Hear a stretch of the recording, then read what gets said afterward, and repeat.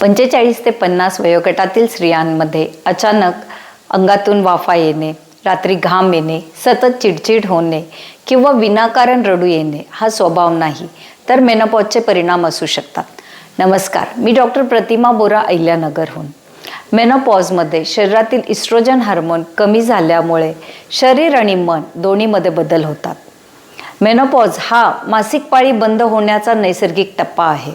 या काळामध्ये अनेक महिलांमध्ये मूड स्विंग, हॉट फ्लॅशेस, थकवा येणे, तसेच हाडे सांधे दुखणे किंवा इतरही लक्षणे जाणवू शकतात.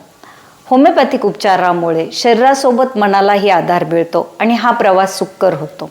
लक्षात ठेवा, या काळामध्ये महिलांना औषधासोबतच तुमच्या साथीची, प्रेमाची आणि समजून घेण्याची गरज असते.